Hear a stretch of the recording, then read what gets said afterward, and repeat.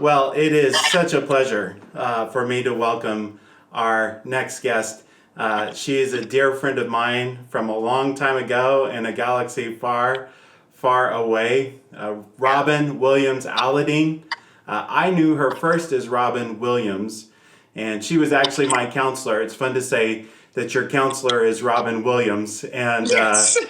but you're a dear friend. My life would not be the same had I not encountered you at one point in my life. You are a former pastor in the Assemblies of God.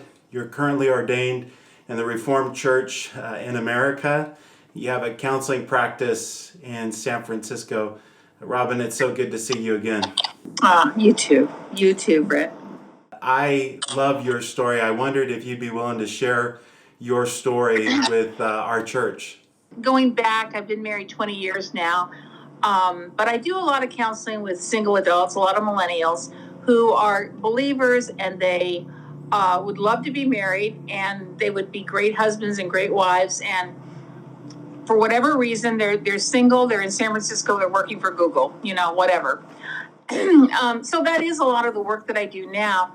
And I think what informs my practice today, even though obviously I've been married for a while, has been that the first 50 years of my life I was single, and I always wanted to be married. I kind of knew I was sort of like, I would be a great wife, but I come from a family with a lot of divorce, a lot of unhealthy marriages.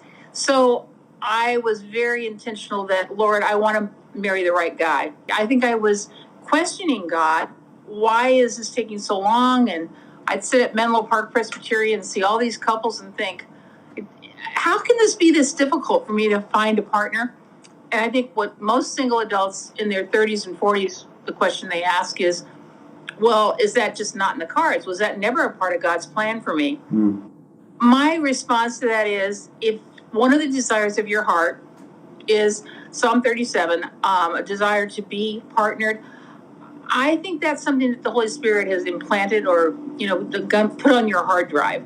And so I tend to feel like it's a matter of remaining hopeful, but proactive, and realizing that your timing and God's timing is not exactly going to be always lining up the same. So I met my husband. It was mutual friends that through actually my maiden name, Robin Williams. Larry saw it on a blanket email and assumed it was the comedian. Asked the person who originated the email, oh my gosh, are you guys friends with Robin Williams? And the sender of the email said, actually, that's an old girlfriend of my husband's. But now that you bring her up, just so you know, you guys have a lot in common, and maybe you should both come over for dinner one night. She offered. I said, I'd been on so many blind dates where, you knew in the first 5 minutes. So I didn't want to waste the whole evening, Yeah. So I said, you know what, just give him my information. If he's interested, he can, reach out. And he did. He sent an email that was very funny and informative, and I thought, this guy, some potential. So long story short, we wrote back and forth for about 6 days, long emails, several a day. And I had a list, as did he, but I really had a list of about 10 things that I thought I would best be suited to be with someone like these 10 things. And he kind of kept ticking off the list. Every time he wrote an email, I thought, oh, okay, he's divorced and he knows why he's divorced. And he's not blaming his ex. So like 100 points there. He has a child, but she's raised and living independently. That was another one. For whatever reason, he doesn't have a dog. So that was actually a good thing. I dated guys that I was never sure if I was the focus or if the dog was the focus. So all to say, we met. We went to Menlo Park Press for our first date, and honestly, it was one of those love at first sight.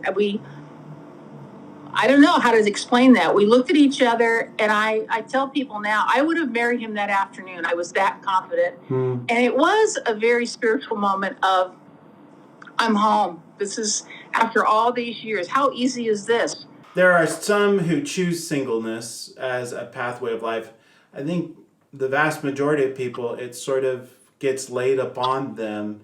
Yes. And that can cause some really distressing, negative emotional feelings about themselves. What's wrong with me? What is going on that I can't do this? You sort of related that experience being at Menlo Pres. And in fact, when I was seeing you, one of the things that was causing me a lot of stress was there was this statistic that if you didn't get married in Christian college, you had like a 6% chance of getting married after graduating from Christian college, and it sort of terrified me.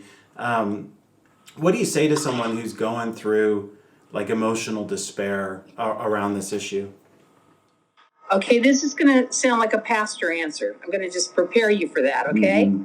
But I want you to know I'm a pragmatic Christian. I'm very, very practical. At the core of it, when you're going through that feeling of despair, bitterness, confusion, sadness, grieving, like, I'm 35 and I'm still single, and what if I get married too late to have kids? Those kind of things. At the very core of it, honestly, I go back to God's got a plan. I don't know the plan for me or you, but He has a plan, and I trust the plan. Even when there are moments like, oh my gosh, if I have to go on one more online date, I'm going to just kill myself. I remember being at that point about, I think maybe a week before I met Larry. And I remember just thinking, I had a horrible blind date that night. I remember thinking, I'm glad I've got mace in my purse just in case. And then a friend of mine, he was a guy that used to be a part of the congregation of a church that I was a pastor at. We had gone out for lunch, and tears came out of my eyes. And I said, Johnny, I'm starting to wonder if maybe I just need to kind of cash it in that, it's okay. Maybe I just need to know that I'm going to be single, and I need to be okay with that.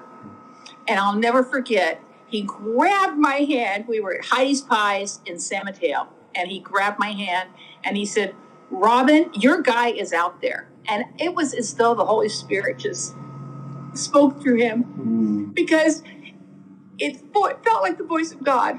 Yeah. Your guy is out there. I think God does send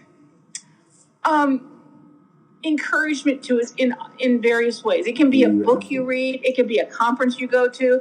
It can be a worship chorus at church. My main thing was always, I'm determined. I'd love to find a partner, and I'm willing to do the work. I'm willing to go online and look at endless profiles. But at the same time, if I hadn't married, I was at the point where, okay, God, I need to grieve this because I just always thought I would be.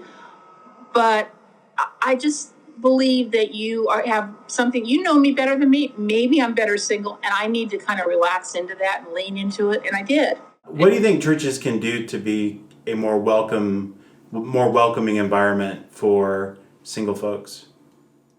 I think assuming and preaching to, as a pastor, assuming there are single people in my congregation.